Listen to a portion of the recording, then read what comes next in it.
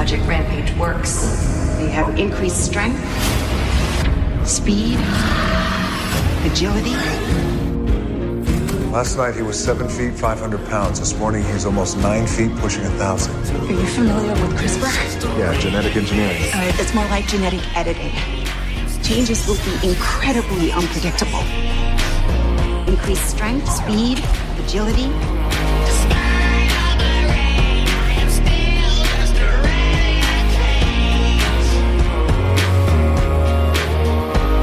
Welcome to Now Playing Podcast review of Rampage. Mutating animals into monsters. Part of Now Playing's video game movie review series. Oh, you didn't know about the 30-foot wolf? Hosted by Arnie. Damn. He is dangerous. Justin. I can handle this situation. And Stuart. He's not just a friend, he's family. This podcast may contain detailed plot spoilers and harsh language. I know you're scared. I'm gonna help you. Listener discretion is advised. That's right. Let's kick some ass.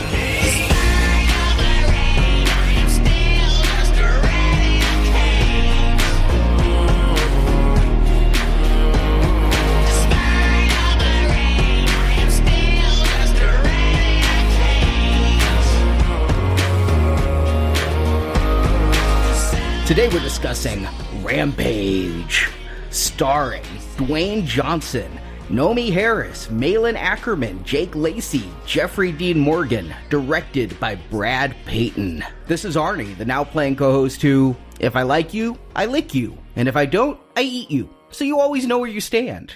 And Stuart? And this is Justin, and I cry a little bit. Yeah, I thought you had the sense of humor that made me cry. Yeah, that introduction comes along with a little bit of American Sign Language. That foul movement again?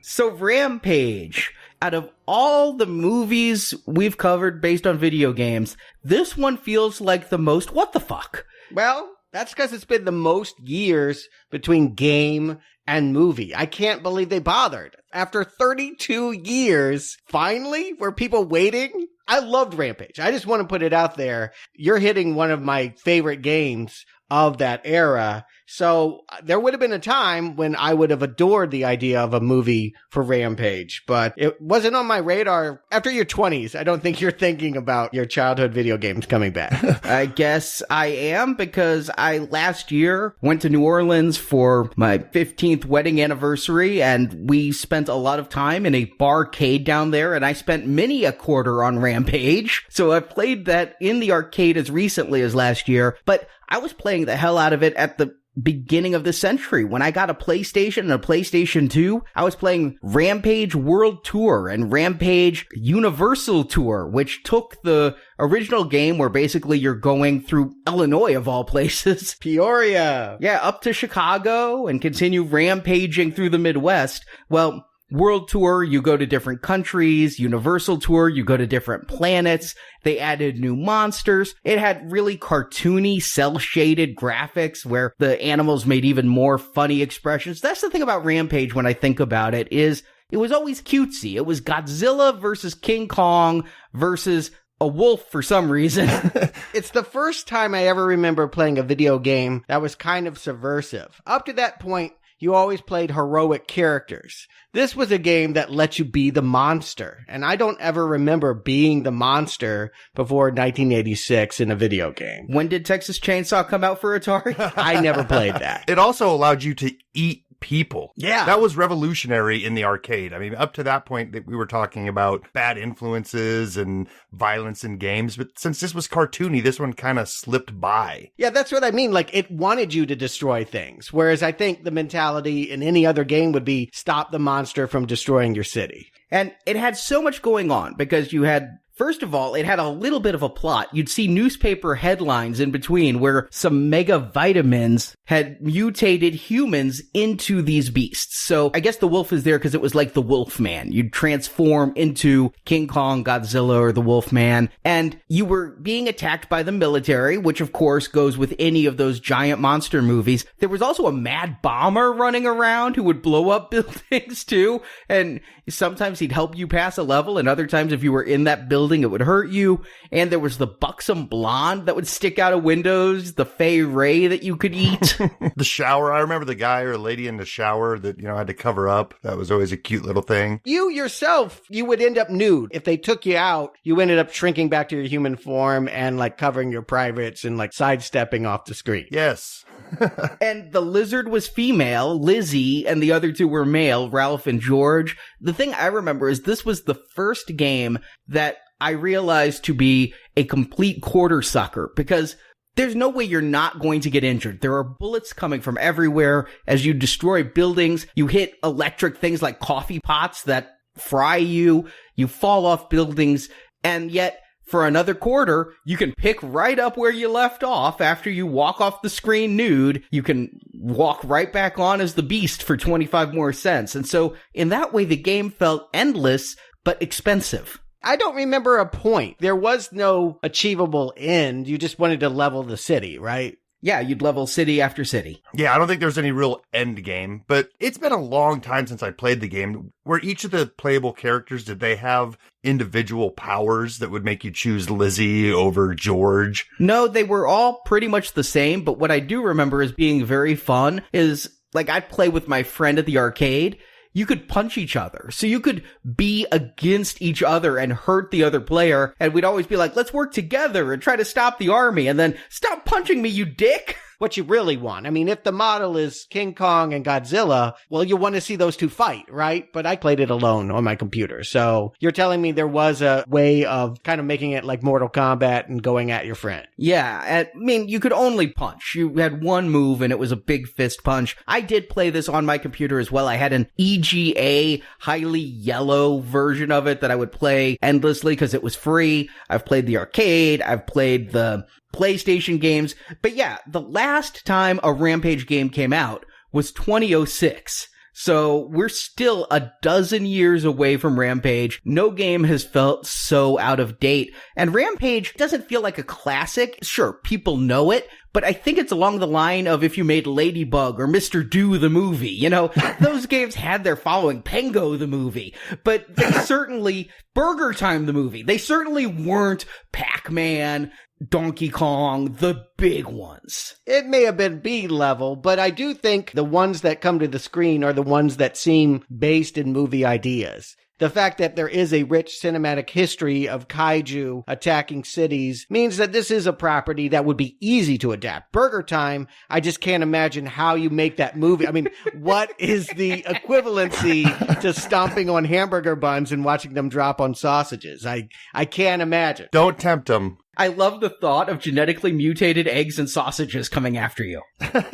Yeah, be careful what you wish for. Yeah, they're listening. But as to why this happened, you said the last game was 2006. Well, Midway Games went bankrupt shortly thereafter, and I think that's why this movie happened, was that it ended up in the hands of Warner Brothers, who was just franchise hungry. And because they've been making things like Godzilla with Legendary Pictures, I guess they thought that this might be a good one to add to the mix. Yeah, Stuart, I think you're hitting on something there, because ever since I saw Rampage on the schedule, I'm like, what? Why is this a thing? Who's sitting around going, oh yeah, remember that game? Let's make a movie out of it. I mean, some of these other ones that we've looked at that had movies that come out years later, at least they had a life beyond the game first. They were cartoon series or comic books, some other form of mass media that people might have been enjoying. This was a game that had a few sequels and then radio silence. Mm-hmm. But I think you're right. It's the content of the property that allows them to scale up to the big screen and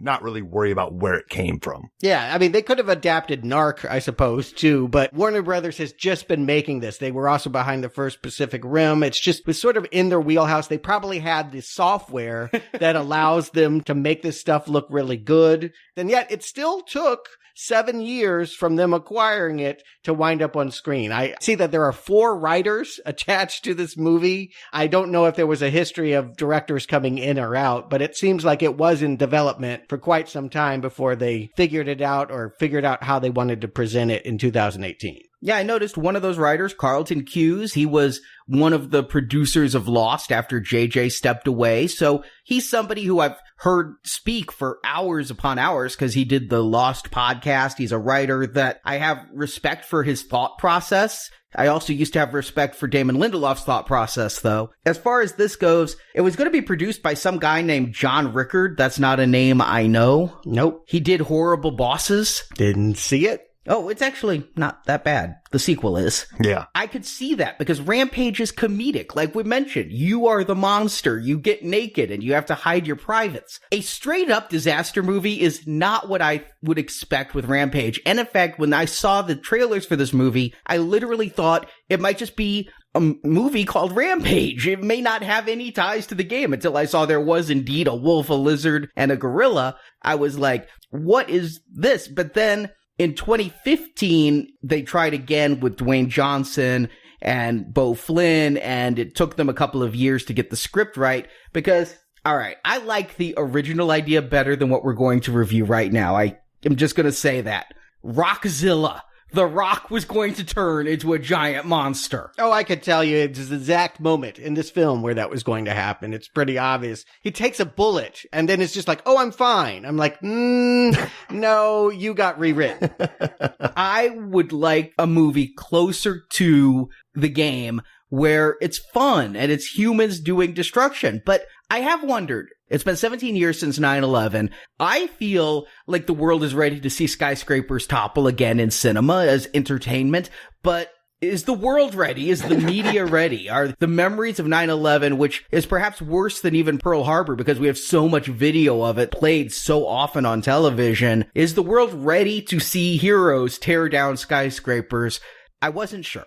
Yes, because it happens every week. This theory that was some kind of trauma that made us avert our eyes from every disaster film has been proven untrue. I mean, just look at all the Marvel movies. Don't they destroy a city every time? I mean, I can't think of a major Hollywood action film that doesn't bring down a building. I don't think that ever slowed us down. Maybe for like a year. I don't know. I'm going to agree with Arnie a little bit here because there was something about the way this movie was shot and the debris field and everything that did draw a lot of 9/11 memories. Skyscrapers coming down are going to bring up those memories, but I don't think they're evoking them. I don't think that was the intention, and I think they're kind of playing to an audience that may not even remember 9/11. It is a family film. Yeah, this is PG-13. The Rock decided, based upon his experience with Doom, which he has openly distanced himself from, and went, hey, I've had my video game curse, so maybe this one can be better. And as of this recording, Rampage is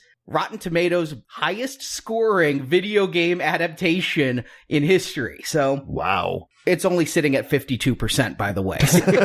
Not a high bar. Yeah, like a C, I think is what, maybe an F. I don't know how you quantify that, but you're the best of the remedial class. Mm-hmm. But The Rock said he learned from mistakes made in Doom that he was going to take more control. He is one of the producers of this film. He was going to make sure the movie played to its strengths and poked fun and had a knowing wink to the audience with its weaknesses. That's funny you should say that because one of the things that I will talk about during this review is The Rock seemed a little checked out during a lot of these scenes. You know, he didn't seem too present. It kind of felt like he was rushing through, just wanted to get past this. I wonder if he's had much experience working with mocap. I mean, usually on screen, he's engaging with other actors. And in this movie, is put together in the way that Andy Serkis would have done a Planet of the Apes. You know, a guy with dots on his head acting like an ape. Well, he didn't work with other actors in Fast and the Furious. It did come out Vin Diesel and The Rock were never on set together, so maybe he had a little experience. Yeah, they're going to mocap Vin Diesel in the next one, I think. But anyway, yeah, I agree. This is not the Rampage that I knew from video games or necessarily the one I expected, which may have been why I was a little lukewarm going to the theaters. Normally, when I like the game, I'm more excited for the movie, Tomb Raider being an example of that. But for this one, I just sensed that something was off. You're right. They're selling it as a disaster film for kids and not the idea, wouldn't it be fun to be a giant monster? I still think that movie is yet to be made where we can empathize first with Godzilla and humans second. But that's not this film. And I went in a little bit lukewarm because this is a team up between Brad Payton and The Rock, and I've seen 2 of those before. I saw Journey to the Mysterious Island. Why? It was on. I was bored. I like The Rock. You don't have children. I can't imagine what would bring you to that. I like The Rock. The Rock, I'll watch virtually anything in. Proven. Yes, you just proved that. You saw Journey too. Although I did turn off Jumanji halfway through. I just could not get to the end game there. Wow. Okay, we'll bring up Jumanji in a second because I got a little confused, frankly, between the 2 trailers. But yeah, I did see San Andreas. That I saw too, and that movie was so bland. It's not like it was a bad movie. It certainly wasn't a good movie. I'd give it a weak not recommend for sheer nothingness. No ambition. Yeah, it does everything you've ever seen before and never had a thought about doing anything different or novel at all. In fact, because San Andreas was about The Rock as a helicopter pilot, and in the trailers, I saw The Rock flying helicopters here, I was literally afraid that they were making Rampage a sequel to San Andreas, and that we'd have to squeeze in a San Andreas review as part of this video game series. No, it's just that Peyton's just not imaginative, and he's just like, well, just do that again with the chopper. We'll just do everything again, yeah. They're not trying to reinvent the wheel with this one, I will say that. And I saw this big style, IMAX 2D. I wanted to see it on a big screen and take it in. Since it's billing itself as an epic, that seemed like the best way to appreciate its virtues. I saw this opening night. I didn't know it was going to be IMAX. I guess Ready Player One, they pulled it at the last minute from IMAX because I was looking at tickets 2 days before. I was looking at Thursday night tickets on Tuesday, and this was not listed as an IMAX film in our town. So I decided to go to the comfy theater with the recliner chairs. I saw this in 3D, and I'll say, it's not bad 3D. It is a post-conversion job. It's not great all the time, but there are some moments that I really did appreciate. Lizzie coming up to eat the helicopter broke out of the screen in a very fun way. So I saw it in 3D and kind of liked it. Nice. I just did my regular 2D digital. But here's the funny thing. I like to think that my family, I have kids that are 10 years apart, so I think we have a pretty good demographic going on here. So all week long, it was, all right, we're going to go see Rampage opening night. Everybody's in. Great. And by the time Friday rolled around, my daughter was just like, yeah, I don't want to go. So we lost the youngest one. She had no interest in going. And oh, lost the youngest one. Yeah. That's the one best served by this movie. Okay. Exactly. So, yep, it ended up being myself, the wife, and our son, and a lot of mixed reactions in our half-full theater. Yeah, did it look like raging gorillas had run through the place? Because no one was there. I mean, it was like the emptiest I've ever seen an IMAX theater. I've been to some empty IMAX theaters already this year, Pacific Rim being one of them, but my theater was pretty sparse. Now, again, it's a theater in not a great area, but it does have liquor and it does have recliners, so it attracts its own clientele. But a lot of kids were going into the theater. I don't know what they were going for, but they all went to a theater other than this one. It's a weird weekend. There's not a lot of new movies to draw crowds out, and I guess this is the release for the weekend. But man, I think there's a crowd of people that are like, oh, The Rock's in it? Let's go. Well, let's bring that up because he's a huge star. I would have believed that, of course, this was an obvious bomb, except his last film, which looked like an obvious bomb, was one of the biggest hits of 2017. You brought up Jumanji already. When I saw that trailer, I'm like, that looks awful and no one will want to see that. It was the appeal of The Rock, I have to believe, more than anything, that got people into screens. So why not this one? Can he open any film? I think we've seen that he does make bombs, Baywatch and, maybe Rampage, but I just don't get it. The thing is, The Rock, I feel like there are a couple people. Kevin Hart and The Rock are two of them, and they were both in Jumanji. These are the hardest working people in Hollywood. They just do so much that if Baywatch comes out and bombs, it's not like The Rock didn't have 2 more movies last year, Yeah. Fate of the Furious and Jumanji, that he could go with. And then he had Moana. I mean, we forget that he has things like Hercules.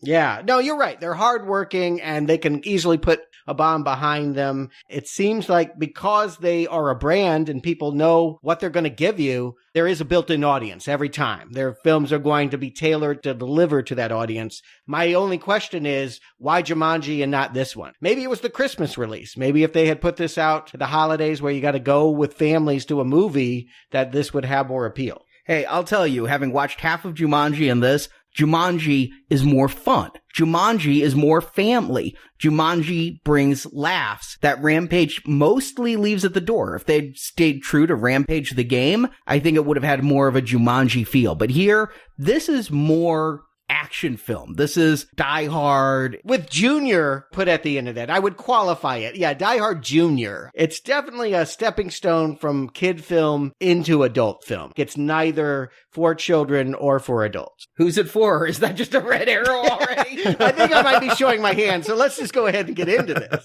Arnie, give them the plot. Energene is a Chicago-based company run by siblings Claire Wyden, played by Malin Ackerman, and Brett Wyden, played by Jake Lacey. The company has been doing illegal research into CRISPR. No, not better ways to keep your veggies in the fridge. I love that. The salad's always just delightful in that little box. The clustered, regularly interspaced, short palindromic repeats. What? I didn't understand anything you just said. I know each of those words individually. I have no idea what they mean in a sequence. All right, one more time. So what does CRISPR stand for? Clustered, Yeah. regularly interspaced, Okay. short palindromic repeats. The palindromic is what's throwing me there.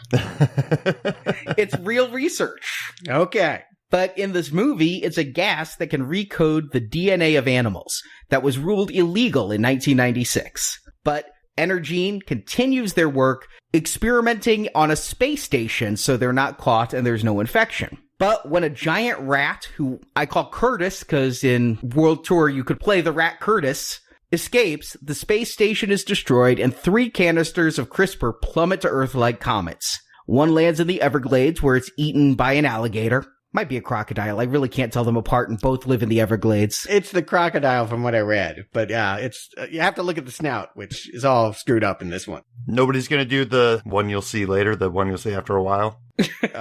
Oh. Boo. Thank you. Good night. Yeah. You should write the sequel to this movie. Well, we do see the gator later, so I guess that's what it is. One lands in Colorado where it ejects on a wolf, and one lands at a San Diego preserve where it infects the world's last albino gorilla, George. George was rescued from poachers by Davis Okoye, the man who runs the preserve, played by Dwayne Johnson. In captivity, George has learned to sign and is Davis's best friend. So when George begins to turn aggressive and grow abnormally large, Davis is highly concerned. He finds out about CRISPR when his preserve is visited by Kate Caldwell, played by Naomi Harris. She was a genetic engineer working for Energene and fired when she tried to blow the whistle on Wyden's illegal experimentation. Next at the preserve comes Harvey Russell, played by Jeffrey Dean Morgan. He's an agent for an unnamed government agency and he takes Davis, Kate, and George prisoner. But the Wydens have a plan. First, they send assassins to kill the giant wolf, who we'll call Ralph, but that fails. So then the Wydens activate a signal atop their skyscraper that draws the giant animals to them. Yes, they actually bring the animals to the loop. The wolf comes and George crashes the plane and goes to the tower. Davis, Russell, and Kate barely survive parachuting out of the craft. In Chicago, the wolf and ape go on a rampage, true to the title. Finally. And they're joined by Lizzie the crocodile that no one knew existed until it came up in the Chicago Loop. The Wydens hope the military can kill the beasts and they can just scrape up a sample of DNA, but the military weaponry proves fruitless against the rapidly healing animals, so the military plans to drop a huge bomb in downtown Chicago, killing thousands of people and hopefully the beasts. But Kate and Davis race to Energene, where Kate finds a serum that won't return the creatures to normal, but will remove their aggressive nature. Claire tries to stop them at gunpoint for reasons, so Kate puts the cure in Claire's purse and feeds Claire to George. Now back to his normal personality, George joins Davis in taking out the other 2 animals. Davis tricks Ralph into jumping into Lizzie's jaws, killing the wolf, but the croc seems unstoppable. Finally, George uses a large pipe to stab Lizzie's head, and the croc dies as the military bombers are recalled, and credits roll. Well, they could call it Rampage, but I'm not really thinking about that video game at all when I'm watching that. My comparative really throughout it all is Jurassic Park and Lost World. And one of the big distinctions, I think, between Rampage and the Michael Crichton works is that there is so little concern here for science and ethics in science, right? I mean, dinosaurs were the secondary point of Jurassic Park. The real point was chaos theory and what we're doing with genetic engineering. Here, it's just the excuse we're given as to why there are 3 distinctive monsters attacking Chicago. We just need to set up why it is these 3 distinct monsters are going to exist, and it's because somebody was splicing genes in space. Already a better movie than Life. They do try to give us a little backstory. It's not working for me. They feel like they're giving us too much scientific explanation for a setup that's already happened. Yeah, there's a lot wrong with the science of this, and I'm okay with that. I'm fine with pseudoscience just kicking off the plot, and I like that it opens literally with a bang. I mean, it's really silly that this company, Energene, has its own space station where it's doing research up there that nobody knows about, and yet this isn't in the future, this is present day, and it explodes, and these canisters are so solid that they don't burn up in the atmosphere, but so fragile that they crack open upon impact. I'm just gonna roll out on that stuff and be like, science bad, big monsters good, let's move on. Yeah, that's what I'm just saying. It's a distinction. I feel like adults can come to Jurassic Park and experience things their kids are not going to get. Here, it's all on kid level. So if you're not willing to get down there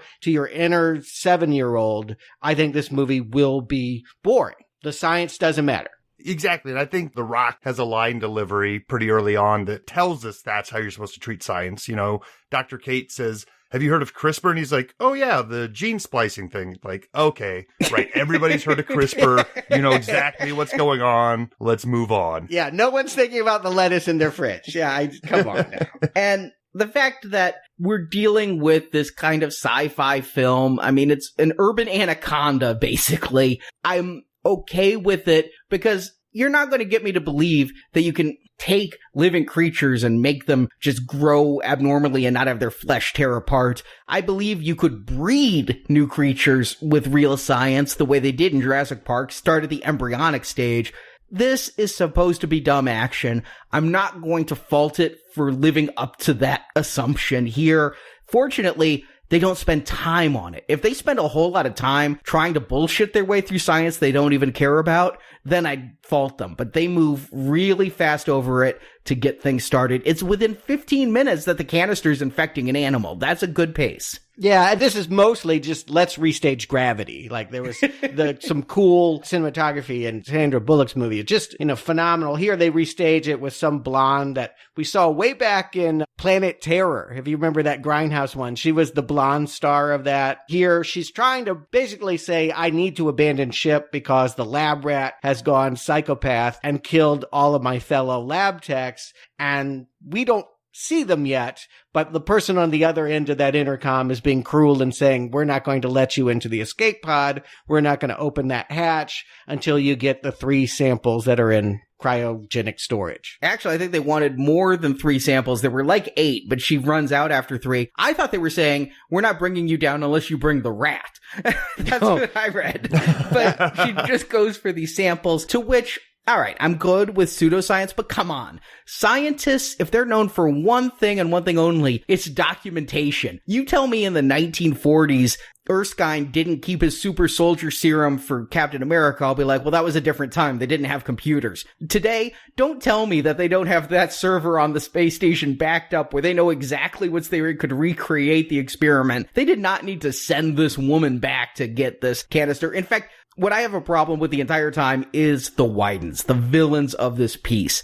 Their motivation, their entire plot, I don't get it. Yeah, this is going to be my major problem with the film, too. They play off comically, and their motivation, like you hinted at, Arnie, is to make a lot of money. But it's like, how much money are we talking about here? You already own a building. You have enough money to have a space station in orbit. What's your end game here other than the sister wants to be evil and the brother's just kind of stupidly going along? This is my comparative Jurassic Park. You look at Richard Attenborough's character and you were conflicted. He seemed like such a nice grandpa. He just wanted to entertain, and yet he had engaged in unethical science genetic breeding that led to his ruin. I mean, if you read the book, he really gets it. But it's complicated. Here, everything is very simple. The bad guys are really bad. They want to sell a serum to make a lot of money. They don't care about ethics. You can't look beyond that. That's what it is. And so they don't care that this scientist blows up upon re-entry. The rat had scratched the windshield deep enough that it just couldn't survive and withstand re-entering Earth's gravity. So she burned up.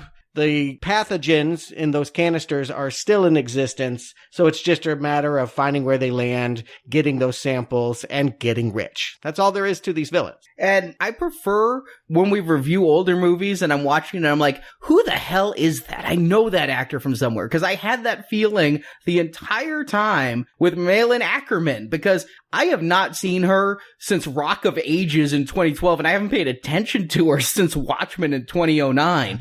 I see she's worked, but I've not seen her, and I kept going to Heroes or something, because looking back at movies we've reviewed, this feels like the kind of role for an Ali Larder or something, you know, a television and B-movie actress just hamming it up. Malin Ackerman, she done stuff I liked. I know her as a comedic actress. She kind of got her start in shows like Children's Hospital with Rob Corddry and Funny or Die skits. I think, you know, when you cast somebody like her, you're going for that dry humor where you know that you're playing a dramatic role against a comedic background for effect. And I don't think that they're allowing that to happen here. She just comes off mean and bitchy throughout this entire thing. She's got Meg Foster eyes a little. You know, Meg Foster could always be a little evil. She was Evil Lynn after all, because she just had something about her stare and the color of her corneas. It was intimidating. And I think a lot of this performance comes down to the fact that, yeah, she has no sense of humor to the absurdity that's around her. She's playing it flat to everyone else, and she's just got an evil stare.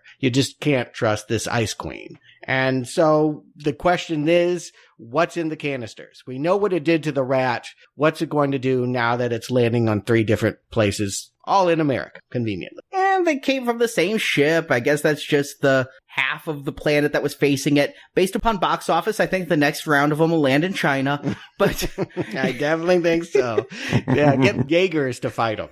But I'm okay with them landing in that. But I was curious how you were going to get to the croc and to the wolf, because the trailers told me everything I needed to know about the ape. So I knew it was going to land in a preserve, that The Rock is playing completely against type. He's a scientist who used to be, we'll find out later on, special ops. He went from special ops to protecting animals from poachers to lead scientist. Is he a scientist? I mean, that is a heavy word to use with him. I feel like he's a zookeeper. I feel like he understands primates because he doesn't like people and he's emotionally attached to them. And because he spent so many years out in Africa protecting apes and poachers, he knows what's best for them. I didn't see him doing any science, but maybe we're supposed to see him that way. He has students, our new students coming in who he is teaching. Yeah. What I'm seeing in this moment is, a replay of Jumanji. Like, fire an agent. You don't do 2 of these in a row. It's almost illegal. It's an unspoken rule in Hollywood. You don't make an identical film back to back. You want to have some variance. You want to have something else come out so that it doesn't look like the same movie. Because when this trailer came out, I swear to God, I thought it was Jumanji still. I'm like, why are they still advertising that? Yeah, especially when the opening shot where we're meeting Davis, he's walking through a jungle with 3 other people. It's like, that very much feels like Jumanji. I guess the marketers could say, good, the same audience will come to that. But to me, it sends the signal, you've already seen this, no need to pay money again. Particularly if people didn't like Jumanji, which I think some people didn't. I guess I just don't click with most people on Jumanji because I didn't finish it. A lot of people really like it, and it made a ton of money. So yes, that could be a good vibe for them to go for. We only have that vibe, though, when we're in this preserve where when it opens, we're supposed to think it's in a jungle. We think maybe they're going to bring back an animal to the States and it landed in Africa or something. It feels like they're on safari. And yes, there's the blonde, there's the talkative guy, there's the nerd. It's amazing how little these characters ever matter to this movie because I'm taking notes about each of them and the red highlights in the blonde's hair and trying to get everything down. And we're really never going to see or care about them again. Yeah, very strange setup. The only one that matters here is The Rock and George. And easily the most charming performance in Rampage is done by Jason Lyles, who is in the mocap suit as this albino gorilla. If you think about the video game, the central characters where you were the monster, couldn't we just have it be that it was from George's point of view? Do we really even need humans at all? Yes, you do, because point of view. We've had this discussion before about Shia LaBeouf. Why is he in a Transformers movie? Do we have to have him there? I think it's an open question. I think they answered it, actually. The answer is no. Well, Transformers could talk, and I don't know how much we can get from a movie like this with a gorilla who's just emoting all the time. I do think this is one thing the movie does decently well, which is establish a relationship, a human bond with this gorilla, and actually kind of brings you in, makes you feel for him. Yeah, I like George. I don't really like Davis, is what I'm saying. The Rock, I've been on the record. I think as far as action stars go, he has a lot of charm. His charisma comes through. He has a high wattage of star appeal, but I think we're seeing the limits of it. Now that I've seen him in a couple things, I'm feeling like he's just kind of just flipping it on like a switch. He doesn't play new characters, and after a while it's a little boring. And here that he's playing against the ape is clearly not there when they're filming it. I don't feel like he has a really good chemistry with this ape. I think this ape is really funny, and he's sort of riding on the coattails. I do think The Rock doesn't have a lot of range. I actually think he used to. When I go back to his early films, I felt like he was trying to give performances, and now he's kind of back in that WWE mode where he's going to come out. He never raises his eyebrow, but he basically gives you that smile, which is his cinematic equivalent of the eyebrow. He flexes his muscles. He shows his tattoos. Even in Moana, he's pretty much the same character. That's how you brand a star. That is a good thing. But you want to show nuance. You want to show variance. You want to show that it can work in different scenarios. And here, this is the least captivated I've been by The Rock. And I think he's just being overshadowed by the star, George. That's what I was kind of saying a little bit earlier. Dwayne Johnson is a little flat here. Maybe there is something to the fact that he's doing 3-4 pictures a year. And maybe at the time of shooting, he forgets what character he's supposed to be. So he just kind of plays them all as the same guy. And maybe he doesn't know how to play against Amy, who is, she was the blonde at the beginning of San Andreas, Arnie. If you remember the girl that was texting and drove off the side of the cliff. That movie washed off me like a shower. It's okay. No need to pull it back. If it's gone, let it be gone. And the other guy is Dennis Quaid and Meg Ryan's son. They're grooming him for something, but it's a mistake to introduce characters like this and then not use them. If this is a team, this is the team that should have followed this Rampage all the way to Chicago. You don't have 4 characters and then throw them all away and just keep The Rock. I wondered how the other animals would be brought into this because I, again, knew from the trailer about George. The fact that it lands among a pack of wolves, I'm like, wait, are we going to have an entire pack of giant creatures? No, somehow it just spurts on one. And then I did like that the crocodile ate it. I mean, I thought that was rather clever. Yeah, I like what they're doing with the crocodile, which is just leaving it for Act 3. Nobody knows exactly what it's doing except for us. Every now and then we're going to cut away and see something rippling in the water, but we haven't had a good view of it, and so it's going to be a nice surprise when we finally do see it pop up right at the end. But for the most part, we're to forget about Lizzie. It's dual storylines between San Diego and Wyoming, where our villains have decided to focus on hiring a SWAT team. I guess they have in their pocket some black ops team led by Joe Manganiello, and they're going to hunt it down and kill it.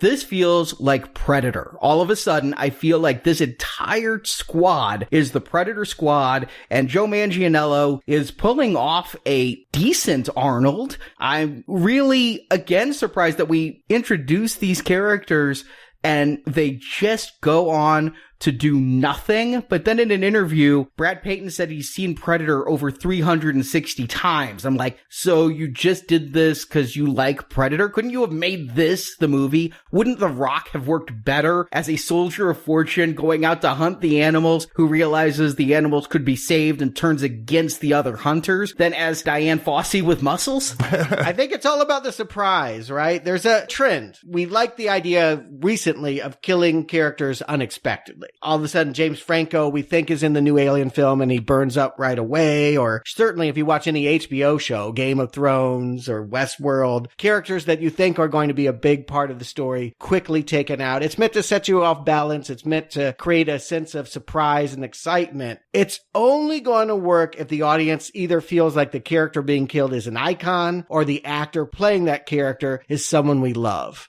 In both cases here, it's a nameless grunt we don't like. And Joe, I mean, I guess he was a big deal playing a werewolf on True Blood. I never watched it, but he's not a big enough star in my mind to matter whether he stays or goes. He was another one of that, who the hell is it, till I got to the credits. I'm like, I kept going to various people. I'm like, is that the guy who plays the Punisher? No, it's too old for that. Is that the guy who played Crossbones? No, it's not him. I couldn't figure it out till I got home. My wife is a former fan of his. I think the shine has kind of gone off of his star a little bit over the years, because she did like True Blood, and I think after that he was kind of poised to blow up, but it's just kind of fizzled until he shows up here. But that's what it feels like. It's not a surprise they killed this big star. It's more like, oh, you used to be something and now you're an extra. I mean, that's definitely the way it played to me. And this scene seems like, you know, you brought up Predator. It feels like they're trying to get us some Alien type of stuff going on here, with the headsets being monitored back at headquarters, and we see each soldier go down in a different way and the cameras start to glitch out. Little throwbacks here and there, but it could have been a little bit more of a fun adventure having this be a war out in the wild for a military team to go after these creatures. But that's not where this movie's heading. This movie's making a beeline for Chicago. And that's the thing, is we know the video game and we know it's about leveling major metropolitan locations. So all of this, we know this team's not going to make it. There's nobody thinking Joe's going to win this fight. We may not think he's going to die, but we don't think he's going to win. So it just feels like filler. And for the most part, I think Brad Payton is a pretty indistinguished action director. He copies other things and doesn't have a stamp of his own that I can tell. But I do think he goes back to it many times, so he knows it's working for him. Anytime they have a slow-mo shot, anytime we get to see one of these creatures make a leap, you know, there's a great, beautiful postcard moment where the wolf is just leaping off the side of a forested mountain and just biting right into that chopper. Those are where I think the movie is at its best. It's just in those singular images. And that was a trailer shot. Oh, was it? Yeah. I do love how it plays out here, though, because in the trailer, I'm like, Wolf takes down Chopper. We never see the collision, so I thought it might grab the landing struts or something. To see that a helicopter blade, which I just equate with death, breaks on the wolf and the wolf shakes it off, that tells me how thick that hide is. And how thick the reality bending is going to be in this movie. Because, I'm sorry, you could hit an elephant with a helicopter and it's going to kill that elephant. Yeah, well, later when we get into the quote-unquote science of all of this, it's not just wolf anymore. I've noticed his skin is bristly like a porcupine or something like that. He has something else going on that's going to be a protective exoskeleton of sorts. That's what's protecting him. He shoots quills, and that's not in the video game. It's not anything a wolf does. It is strange how they've mutated these animals into, I don't know, things they could copyright for toys. It's kind of like the intolerable Rex or whatever they had in Jurassic World. I feel like genetic splicing is when they get desperate, because crocodiles aren't good enough, you know, because wolves aren't scary enough. We need to do stuff to them. It's a little unfortunate. Gives them low self-esteem. I mean, you're good enough, wolf. I'd be scared of you plenty if it was just a giant wolf. You don't need to have quills. Or fly like a squirrel. You don't need to act like a critter. But of course, the one that we care about. We don't care about Lizzie. We don't care about Ralph, as he gets dubbed, I think, by the internet. We care about George. And George was just minding his own business, inspecting what happened, got sprayed, and then just starting to lose control. He's still George, but he has, Hulk rages? That's kind of what I took it as. We first see him after getting sprayed with the gas. He killed a grizzly bear. And we're later told, because I wasn't sure of this, grizzly bears are the most dangerous land-based creatures. So we're seeing that George is more dangerous. Of course, it would have been better if we'd actually seen that fight instead of just come across a grizzly corpse. You know, I wonder if they pull back from violence in this movie for the kids. But I feel like a lot of times, that mercenary attack too, when we should be seeing blood and corpses, it's really quick cut. It's there. I mean, from the first shot in space, we saw blood on a dead body, but before we can get a real good look at it, we always are looking away. And I think there is something about watching animals hurt animals. I mean, I don't particularly like to see it, but it seems appropriate for this movie if you were going to go there. But to protect the kids, they don't want to go there. Right. There's a very high body count here, but a very low gore factor. I mean, we do see in space, like you said, some blood drops and a severed hand, and we'll see some other gruesome things, but the gore for the most part is staying PG-13. Yeah, I can imagine a kid putting their hands on their eyes, and then by the time they're peeking through their fingers, it's gone. There's nothing too scary, and that's fine. I can get in that mentality. I just need to know where we're at here. And speaking of which, I have actually been to this preserve. It's the San Diego Wildlife Sanctuary. It is not the zoo. It's sort of the retirement community for the zoo. So when they've had their glory days at the fabled San Diego Zoo, they move them out of the city to this, you know, there's no cages. Everyone's roaming with everyone. Lions are hanging out with rhinos or hanging out with bears with very little barriers in between them, and very little barriers between them and you as well. So it would be very easy for me to imagine how this gorilla would get out of his supposed cage and get over to this bear sanctuary and do his business. Yeah, they keep using the word enclosure. Yeah. Insinuating a softer type of cage type of situation. Right. They can definitely roam. That's one thing that's clear when you visit that. And so what are they going to do with this guy? He's getting bigger, acting aggressive. The Rock seems to think that if he reports the medical stats to his higher ups, their idea would be euthanize. And so in order to save George, he's going to keep him in a cage out of the public eye. And this is where we're introduced, in my mind, very clumsily to Dr. Carrie Atkins.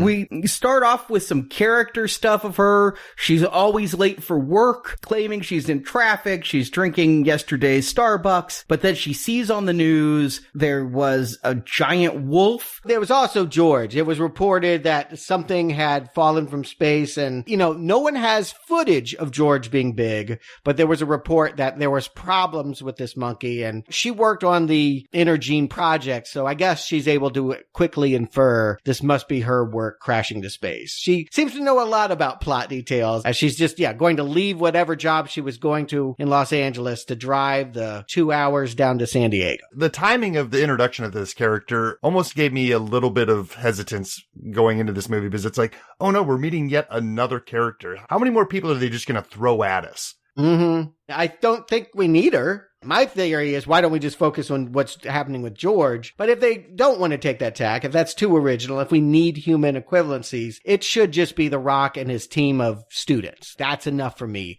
We don't need this woman that knows everything about what Inner Gene did. I saw her in the trailer, and going back to San Andreas, I thought it was going to be The Rock's daughter, because that was all San Andreas was about, was saving his daughter. Sure was. But I did think this movie would be The Rock and his students, because the big character arc, if we have one in this monster movie, is The Rock doesn't like people. He's seen what people can do. He's not going to have any friends, not even the nerdy guy, and not even going to go out with the blonde who wants him to teach her about domination and submission. He's friends with George because he doesn't like people. So the arc is going to be, throughout the course of this movie, he's going to have to learn to rely on people. And I thought that would be his team. He'd have to trust them. No, the team just stays behind, and I guess he learns to trust Carrie, kinda. I guess he's not supposed to trust Carrie because she comes to him on the premise of a lie. She says she can cure George, when in fact, I don't think that she was ever part of that. If she were, they wouldn't need to run back to Chicago to get those antidotes. They could just manufacture them in any lab. But that's the lie that reinforces the idea that he shouldn't trust her. And then eventually she's so cute that how can he resist? It's lazy. It's lame. And it's where this movie lives. It lives in common denominator. Let's go with the simplest, least challenging, most infantile answers for these characters. And if I made the one reference to Transformers before, here's another one. We're going to get a government agent. And instead of being John Turturro, it's Jeffrey Dean Morgan from, I do like this, OGA, Other Government Agency. But yes, like Transformers, it's an agency that nobody even knows exists. It's straight out of the X-Files. I don't watch Walking Dead anymore. I don't know if you guys do, but I know that this is known as a lovable villain on that series as of late. Jeffrey Dean Morgan is about the only thing keeping me still watching this show. It's become very threadbare and predictable, but he came onto the show 2 seasons ago, and his charisma has kept it afloat. So coming into this movie, I'm really hoping Jeffrey Dean Morgan gives us a little something to grasp onto in a movie with giant monsters rather than Walking Dead. I forgot he was in Walking Dead because I don't watch it. I do, of course, know who Negan is. But man, between him and Malin Ackerman, I'm just back at The Watchmen, right? Because he was the comedian, and he's got that same kind of grizzled look here. Yeah, you know what? I like what he's doing here. I didn't at first. At first, I'm like, oh boy, he's just like Joe Manganiello, some SWAT team of badasses who think they have the situation under control, only to lo and behold find out that's not true. What's kind of cool is he ends up being an ally. I think that if he were the antagonist the whole time, I might be more annoyed by the cliche of it all. But he ends up becoming someone that teaches The Rock that you can like another asshole, I guess is his point here, that he knows he's a jerk, and yet that doesn't mean that he can't work together. I just don't know why he's arresting. I know why he would trank the gorilla. I don't know why he's arresting Davis and Kate here as well, and taking them all away on a plane to uncertain destination. I feel like I missed something, when we see them cuffed together. It's like, wait, what? I mean, I can understand escorting them or taking them with you for more further questioning, but why are they in custody? I thought it was because they had that dropped line about how Davis was kind of breaking rules by not putting George down, but he said he followed the rule book by at least putting him in isolation, but he never reported it. And Kate was doing and aware of illegal experimentation. You're right. This makes no sense, though. It's because they want to keep them together for the plot that they're telling. It's because they want to have this moment on a plane where, it's fun. This is also something that I feel like is a cliche of recently. World War Z had a great zombie breakout on a plane. And then last year, Tom Cruise in The Mummy, the best sequence in that film, also was on a plane. They want to kind of do that here with George hearing the signal. Because up to this point, these monsters are big and, yes, a little more aggressive, but they're not on a rampage. There is no thought in either of the 3 mutants' minds they need to go and destroy a big city until our villains decide to broadcast a signal at high frequencies from the top of, okay, I'll call it Wallace Tower. It's still the Sears Tower in my mind, damn it. Isn't it Willis Tower? Willis. Is it Willis or Wallace? I think it's Willis. What you talking about, Willis? Oh, you're right. It is Willis. It's Sears, damn it. It's always the Sears. I refuse to call it by the new name. But at any rate, my point is, they are the ones that kick this movie off right in the middle into an actual rampage, where these creatures now have one thought in their head, and that is to get to Chicago and destroy it. And speaking of Rampage, we've been with the Wydens in several scenes. The brother's completely useless. He's not even there for comedic relief because he's not funny. That's your personal opinion, and I agree with it, but I do think that is his point. He is supposed to be the goofball, she is the brains, and together they're creating something for children. But what made my head almost explode is out of focus. In the background of the Wydens' office is a Rampage arcade game. It's there. You see the logo. It's out of focus, but yet you can still make out the letters. Can you not be self-referential and be like, oh my God, it's like our game? They even call this thing Project Rampage. They're saying it's successful. When they get the news their SWAT team loses, they're like, well, at least we know that it works.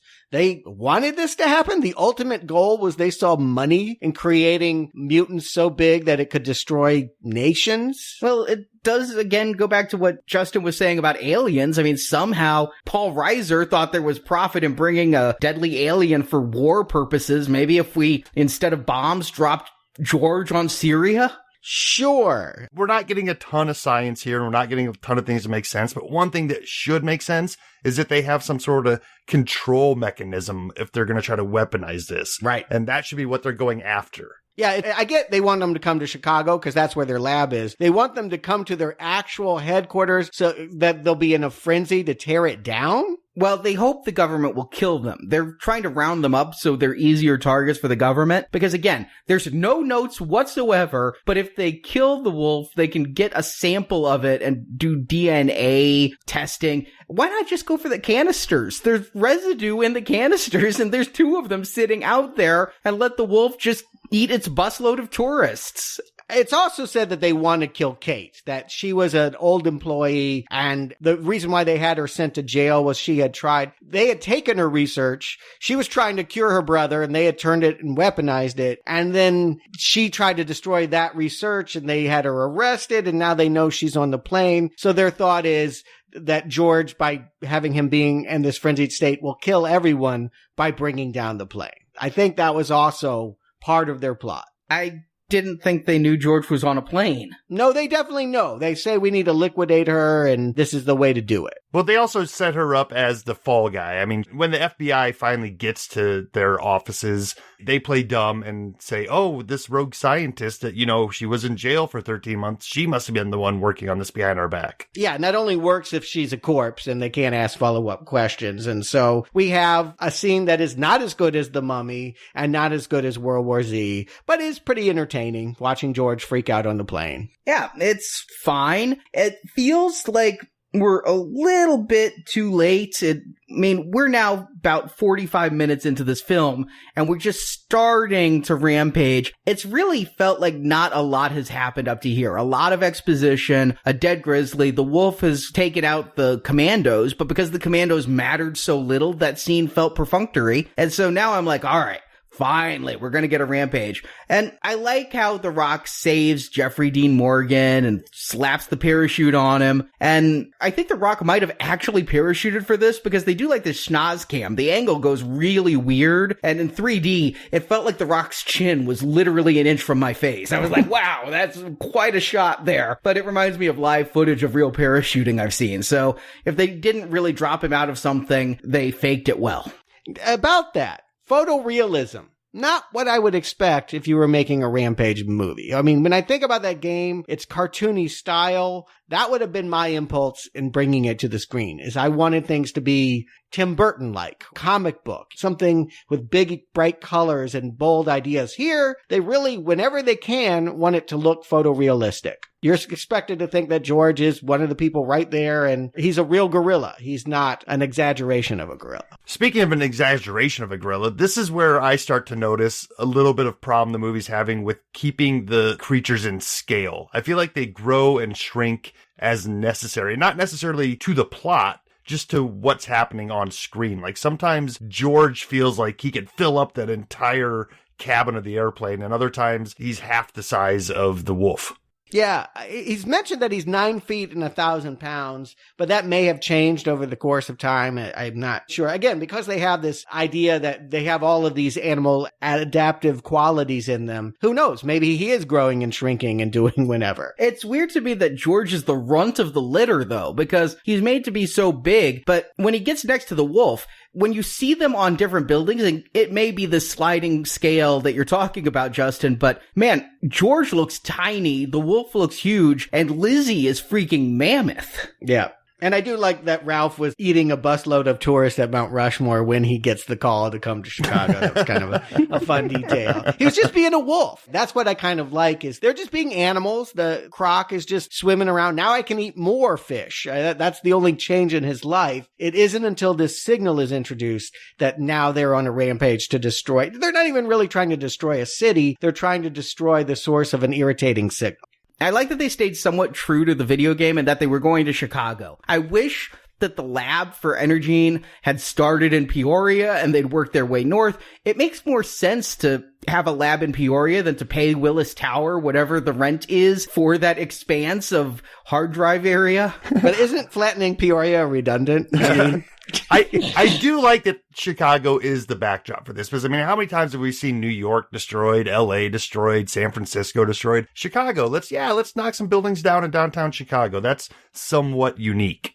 Hey, I've seen the Transformer movie, but yeah, I agree with you. It's less thought of. And yeah, just because I lived there for a decade, I have a lot of love for it. I feel like they got those details right. As we see the layout of downtown and Wacker Drive and all of that, they more or less, again, photorealism. They're trying to display the city as you would experience it. Filmed actually in Chicago. I did wonder if they just sent somebody to Chicago with a camera and it was all blue screen. A couple of times it feels that way, but no, apparently filmed in Chicago. And right before then, there's one more fight in the dark that we have this introduced again, another character, Colonel Blake in the war room.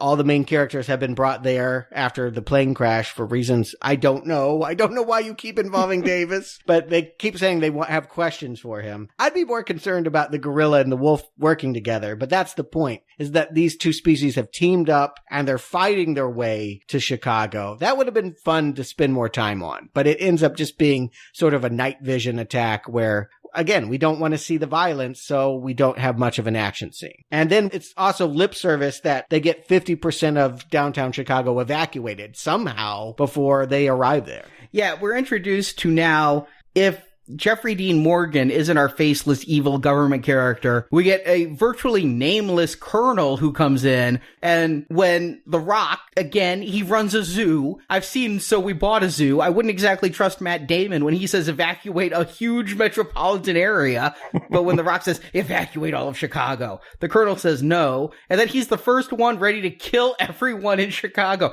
The colonel says, we have contingency plans. Later, he literally says, let's execute the contingency plan. Evacuate Chicago. It's like...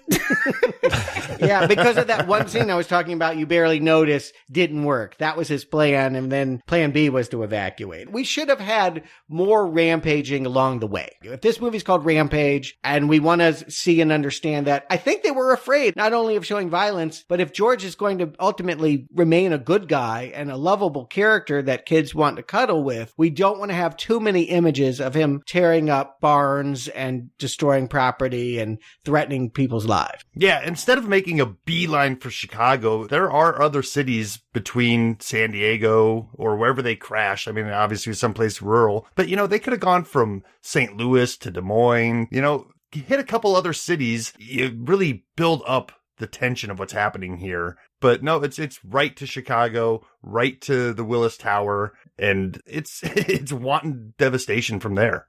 Here's what really frustrates me. These creatures aren't seen as the source of evil. Except for the colonel, nobody is really like, we gotta kill these animals. And gunfire isn't doing anything anyway. They're rampaging like Godzilla, but we're never seeing real terror. We're seeing a little bit of rampaging. I do like when Ralph goes in one side of a building and comes out the other side and things. We see some people run, but maybe because they are focusing away from death, it doesn't ever have the menace that Godzilla rampaging Tokyo would have. By the same time, they're not heroes either. We're not championing them until the last 15 minutes of this movie where we have an animal to root for. The only villain are these lame Widens, and so I'm feeling nothing during this animal attack other than it looks kind of cool, but I'm not having an emotional reaction. Pacific Rim 2 gave me more of an emotional reaction when the Jaeger walked past the Sydney Opera House. Here, I'm just like, yeah, it looks cool. That's a cool move on behalf of the wolf. George is tiny, but it's not making me feel. So why didn't they do it? Because it's right here. I mean, we have Davis and Kate stealing a chopper, getting to the headquarters, finding the chill pill R19. It's all there. And then here comes evil villainous, shoots him. To me, it's obvious. He's dying. There's nothing that can save his life. We have to inject you with some mutant gin that's going to give you adaptive properties to do this. And that's when we get Super Rock. Why didn't they do Super Rock? It was obviously designed to do that. It's the climax. He's going to team up with George to fight the other two. It's there. It's baked in the cake. Did they run out of money or did they test it and screen audiences said no? They never filmed it. Oh. It was the original script, and they moved away from that idea when this director and this star came on board. If we'd gotten this film back in 2011 from the director of Horrible Bosses, it would have been a comedy of the Rockzilla. But this director wanted to quote unquote ground this. He actually, when he was brought in, said, this game's really silly and I have no interest in making that movie. Oh, okay. So he's the wrong director for the job. Yeah, you're fired is I think the response to that the studio should have given. We are in an age where we do try to find the realism in our imagined and fairy tale characters. I think there are limits to that. And I do think with Rampage, there's no dramatic side to explore, right? I wasn't looking for the dramatic George. I wanted to watch destruction and I wanted to enjoy that destruction. And here, I don't feel like the sensibilities of this director and where the screenplay are pointing aid that at all. Yeah, I think this is the same problem I felt with Sam and Andreas. Everything feels sterile. All the destruction feels costless. There's no casualties we see. The only humans we ever empathize with live. There's nobody we care about who dies. There's no sacrifice. In a good disaster movie, you kill some of your heroes along the way. We should feel like these things are dangerous. And both in San Andreas and here, he gives us a bird's eye view, and so I never feel anything. Oh, but you're forgetting about Joe Manganiello, right? That was so devastating to lose him to that wolf. They try, Arnie, but what you're saying is, and I think you're right, is this director is not investing us in the characters so that when they do disappear, that it really matters. Yeah, what would it meant that she shot the rock and he did die? I mean, we would all be stunned. I don't know if it would help the movie, but if surprise and emotional grip are what you're going for, that's going to have a bigger emotional impact. But I think this was all set up for him. He's right there in the lab. Obviously, he swallows a serum and gets big, but instead he's just like, nope, I got shot, but I'm just going to be fine. I'm just going to run around and aid my gorilla in saving the rest of this city before the Moabs show up, which means mother of all bombs. I had to look that one up, but it is the most powerful concentrated bomb. Other than something, nuclear, it's the most powerful bomb they could drop, which I would say drop it while they're still in farmland, right? You don't drop it when they're in Chicago. Do we only have one of them, maybe, and they wanted the two together? They were teamed up at this point. They didn't know about Lizzie. What did Lizzie do? We know that she was down in the Everglades, hanging out in the Gulf of Mexico. She must have come up through the Great Lakes in order to get to the Chicago River. Yeah, somebody needs to whip out a map to see what waterways connect all the way up to Chicago, where a creature that size could stealthily get past miles and miles of population. But it would be the Great Lakes, but yeah, that's so out of her way. She should have taken the Mississippi and walked a little, but hey, whatever. You can go south from the Chicago via the Mississippi and then take the Erie Canal. Okay.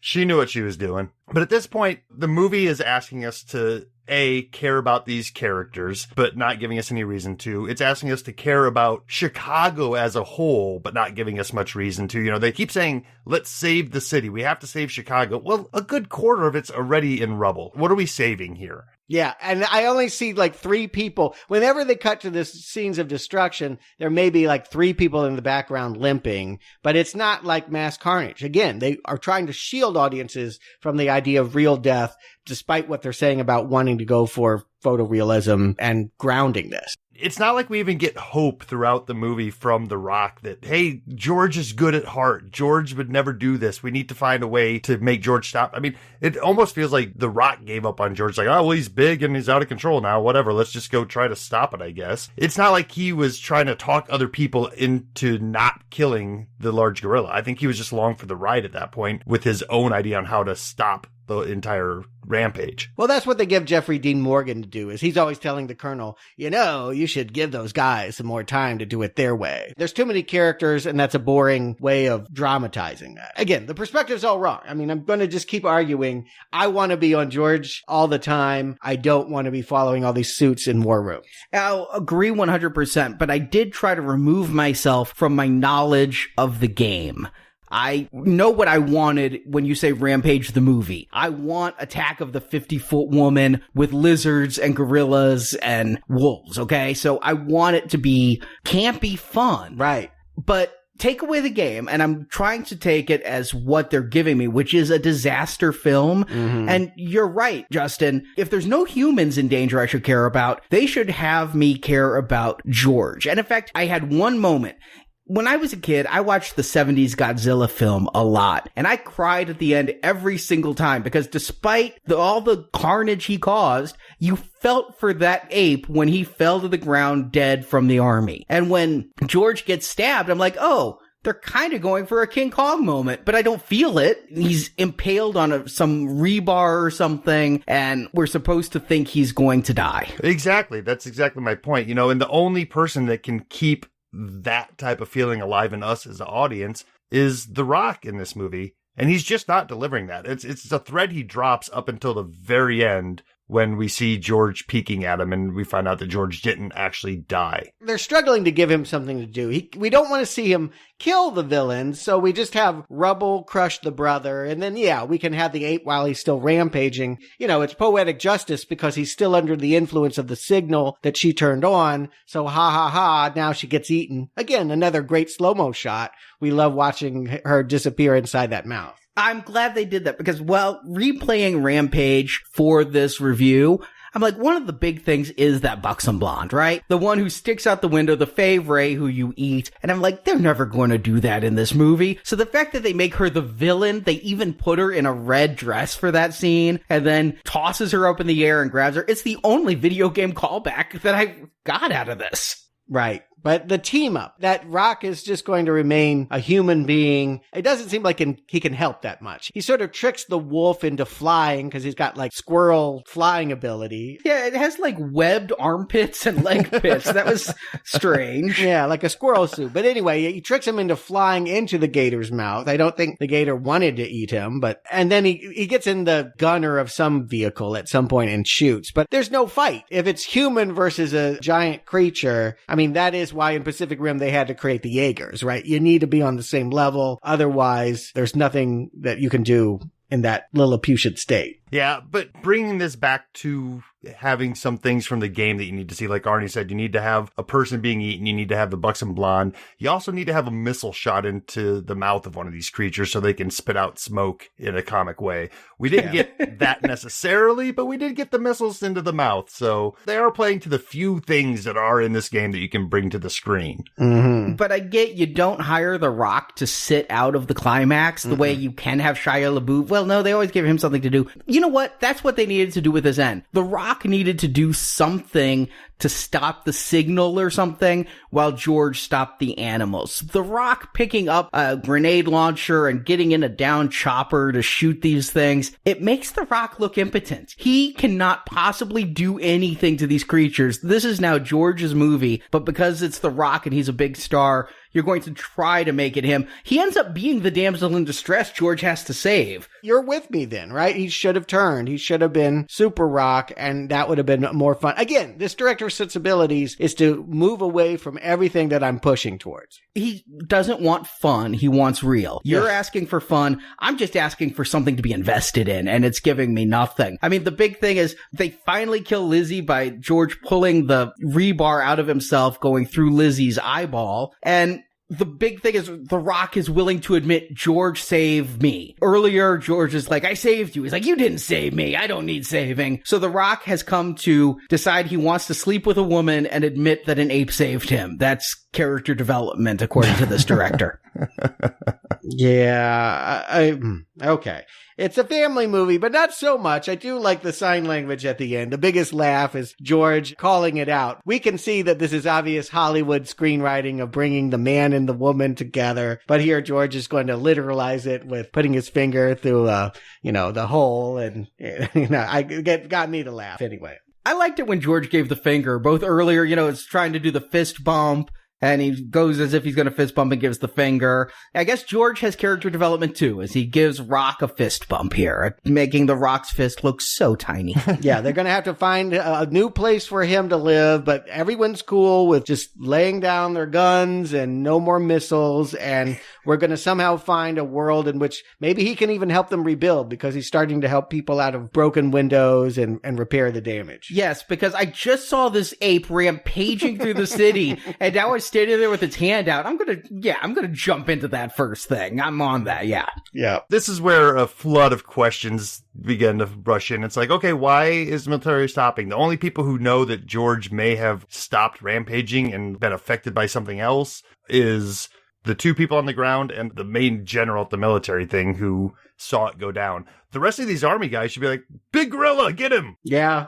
It's just, at this point, you can't ask these questions. You just have to go along with it and say, okay, they don't care. I don't care. Well, I don't care, but do you guys recommend Rampage, Justin? Yeah, I mean, obviously, no. It's not going to be a recommend. But it's a weird one because it seems to be the best looking video game movie that we've covered so far. The special effects are on par. I mean, there's a lot of budget behind the animations here, and they got some actors that require big paychecks. It looks like it should be a decent movie. It just doesn't deliver. You never know what you're going to get with The Rock, like we talked about. The Rock can deliver a bomb and move on. And with a movie like Rampage as the title, are you grabbing people who know that game from 32 years ago and being like, yeah, let's see that? But aiming it at 11 and 12-year-old kids who have no idea what the heck that is? I think that's where a lot of this gets mixed up. You know, it feels like there was a script, there was somebody who had a sense of humor, there was somebody who had a sense of direction, and they all just kind of fought it out, and none of them really won as far as the overall project. So it just feels like a big mixed bag of, whatever we did is what we did. So at the end of the day, it's not something I'm going to go back to and watch again, but it's also really hard to ding it too terribly much because it doesn't take itself too seriously either. So it's a hard not recommend, but I don't hate this thing. Stuart. Yeah, this is a low bar series, right? We don't have to ask a whole lot for it to get over the hump of a recommend, but I can't do it. It's not as fun as the game, and it's not as subversive as the game. I think my central problem is we have this director who has made silliness throughout his career, I want to say. He made Cats and Dogs 2. I mean, he's not above being silly, but feeling embarrassed about it. Embarrassed that what the property is, he didn't want to make what it was supposed to be. And so we have someone whose ambition is Jurassic World, but whose script is telling him this is goofy B-movie 50s stuff. I'll say this much. It's better than Lost World. It's better than that Godzilla 1998 with Matthew Broderick. If you're looking for junk food, it's perfectly watchable.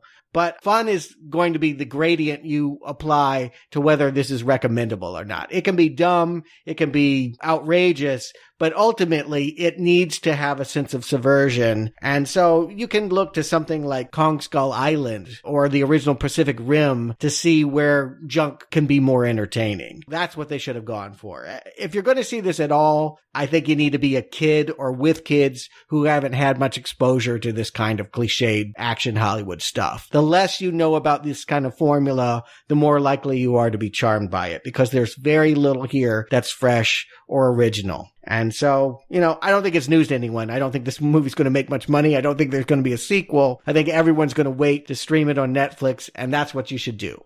If you see it at all, see it when you don't have to really pay attention, because it's not really worth your brain power.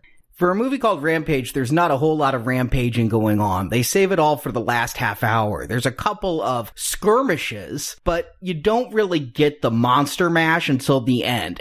I get it in a way, in that they wanted to save it for the climax. On the other hand, it's not like the Towering Inferno waited till Act 3 to light a match. So I definitely think this movie pulled way too many punches, and it's not anything. It is completely bland. It is a dish of white rice for dinner. It's not gonna do much for you, but it's gonna fill you, and it's probably not all that good for you with the carbs. And yet the Chinese are gonna love it. And that was way too apt. Wow. I like rice. I just want to interject by saying I really like rice, and I could probably make a meal of it and have a better time than watching this movie. Hey, rice is good. I just need some lemon pepper every once in a while. Yeah, a little soy sauce. I like rice, but I hear you. Yeah, I get it. Bland is the defining characteristic. So I can't give this movie a recommend. The question is it the best video game movie we've reviewed so far? And I say no, Tomb Raider, the recent one, is better. Sure. It's gotten recommends from us, whereas many movies haven't. I'll agree, though, Rock, much, much, much better than Doom. Apples and oranges comparison between your video game movies. Doom is absolutely loathsome and worth hating and confusing. This one It's just so much there that I wish that it had more action. I wish there'd been more characterization other than a presumed empathy for The Rock because it's The Rock and we like him and everything. I had no feeling for any of the other characters. I wish the villains had a better villainous plot. It's a weak not recommend. It's because this movie's nothing. It's like San Andreas. When you ask me in 6 months, what do you mean you didn't like Rampage? It came out on video. I'm not going to be able to answer. I'm not going to remember this movie. I don't remember San Andreas. It's just there. And The Rock, this can roll right off of him. I saw a trailer for a much better looking movie called Skyscraper at the beginning of this where the 3D looks phenomenal. So if one summer movie doesn't work for you, Rock, there's another one rolling on in. As for a sequel to this, I think it's going to happen, Stuart. They're estimating a 60 million China opening. It has already had the third biggest opening day of all time in China. Wow. Oh. Hopefully it's direct to video. Yeah. Or direct to China. Yeah. Again, we joke, but I actually do think the future will ultimately be, can we just make foreign language sequels for the territories that made it a hit and ignore the territories that ignored the film? I don't know. The further you get away from this movie, I think everyone will be like you, Arnie. They just won't even remember experiencing it. It's not something you want to savor. The thing that confuses me a little bit is there's a toy line out there for this movie. Beyond just the nostalgic, hey, remember the actual characters from the video game, they're little stretch monsters.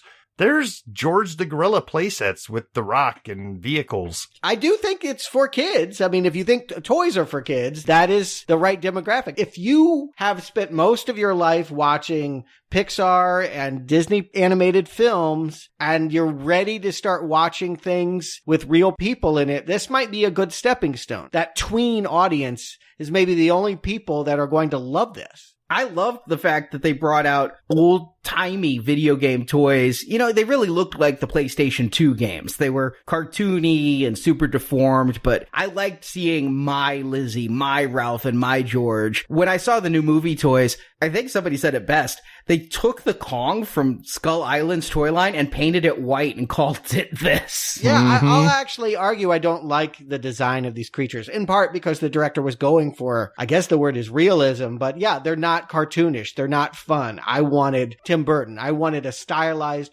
cartoonish, outrageous, never could exist creature, and they went and said, well, what would it look like if an alligator got together with a spider and what have you? Well, if you want cartoonish fun, we did release a review last Friday.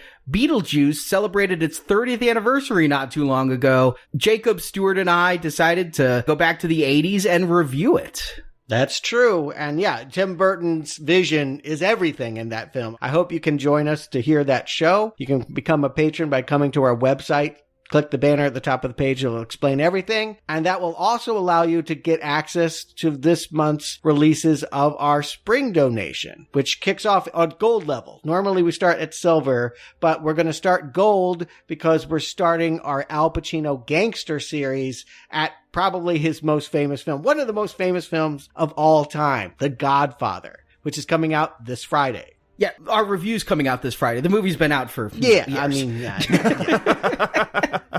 Yes, Jacob, Stuart, and I are going to take a deep dive. And yeah, we're starting with the Godfather trilogy. So this Friday, for gold level donors or $25 patrons, you're going to get the review of The Godfather with a Godfather movie each week. And if you go to our homepage and click that banner, you can find out all the details because we've got the silver level, which is The Purge and Assault on Precinct 13, gold level, which is The Godfather and other Pacino gangster movies, platinum level, which is Pacino cop films. Then we're re-releasing a couple of series out of the vault. We've got the Great White level, which is going to get you our Jaws films, which have previously only been available on Podbean individually, as well as Deep Blue Sea and an upcoming review of Deep Blue Sea 2. Brock is coming back for this biting movie.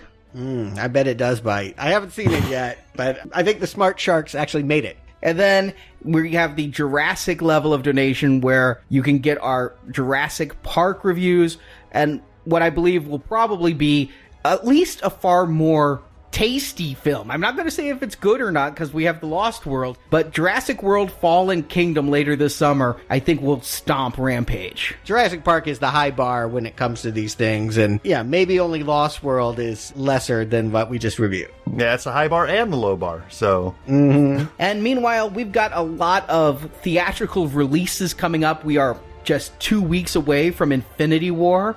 Longest Now Playing ever? What's the over-under on that one? Gotta be 3 hours. I cannot imagine less than 3 hour recording on that, and potentially more. Then a couple weeks after that, Deadpool 2, Solo, A Star Wars Story, so much more. You can see our full schedule at our website. And in between, next week, we continue video games, Final Fantasy, The Spirits Within. They'll be watching that. I'll be watching Super Troopers 2. And Stuart and I will be watching Scarface at the Tribeca Film Festival. Nice. So thank you all for listening. Until next week, game over.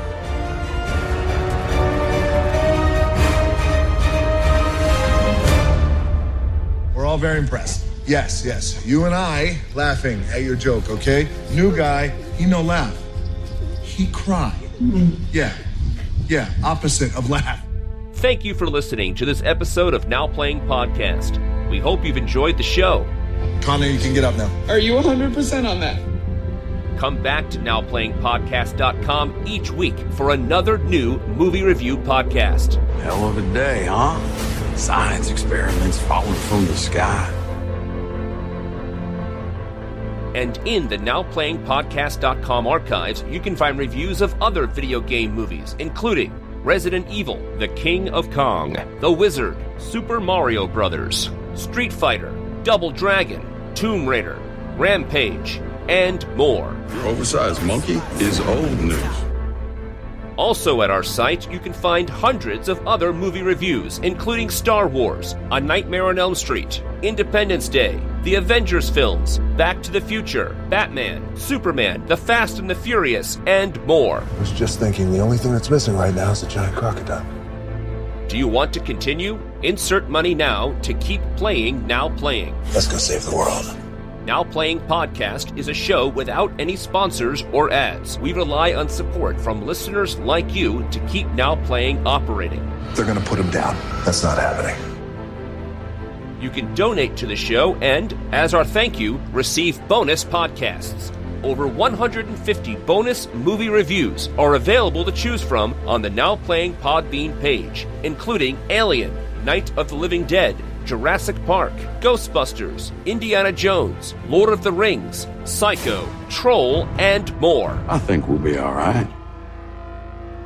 Find a full list of available bonus shows at nowplayingpodcast.com/donate. I thought you were dead. Don't jinx it. You can also join the Now Playing Patron campaign through our Podbean site. Patrons of $10 or more get a new exclusive movie review every month, plus even more perks, including one where you can pick a movie for our hosts to review. Find the details on our website. Let's try not to get killed, okay? Sounds like a plan. And while at NowPlayingPodcast.com, be sure to join our forums, where you can discuss these movies and games with other listeners. It's time we throw everything we can at these things and get people the hell out of that city.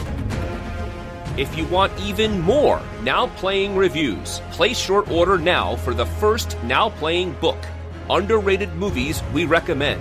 Get reviews of 125 films our hosts love. You can order the book by clicking the banner at the top of our homepage. That's a big arm. Don't fight it. You can follow Now Playing on Facebook and Twitter, where we post announcements of new episodes and where the hosts post movie mini reviews. Links to our social media pages are available on our homepage. We've created the next chapter in natural selection. Now Playing Podcast is produced by Arnie Carvalho. He definitely trusts you. Now Playing credits read by Brock. It's coming back to me. It's coming back. Venganza Media Incorporated is not affiliated with the motion pictures reviewed or otherwise referred to herein. All movie clips and music included in this podcast are the intellectual property of their respective copyright holders.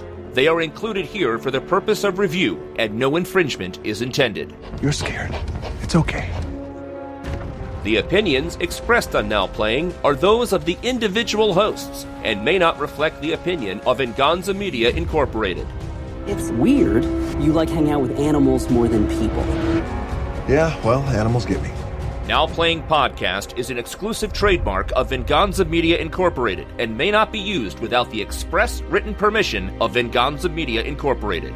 Now Playing is a Venganza Media production, copyright 2018, all rights reserved, and no part of this show may be reproduced, repurposed, or redistributed without the written permission of Venganza Media Incorporated. You know there are other ways of dealing with people, right? I do know that, yeah, but that's no fun.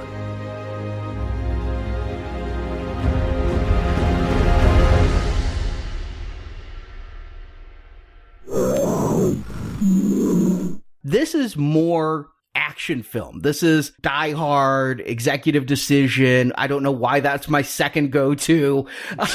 Yeah, I mean... Energine, I think. Okay, it's not Energiny. Yeah. Well, that would definitely not be for the kids. But that's how it's spelled. Energine? Yeah. So then the Whitens activate a signal atop their skyscraper that draws the gianted But then the Whitens activate a signal atop their skyscraper that too many words. Clustered palindromic words. I said that just fine, but I can't say skyscraper. It makes The Rock look impotent. You know what I'm saying? And I don't mean sexually. I'm just saying... Instead of bombs dropped George on Syria? Sure. Too soon? Considering the smoke's still rising, yes, a little too soon.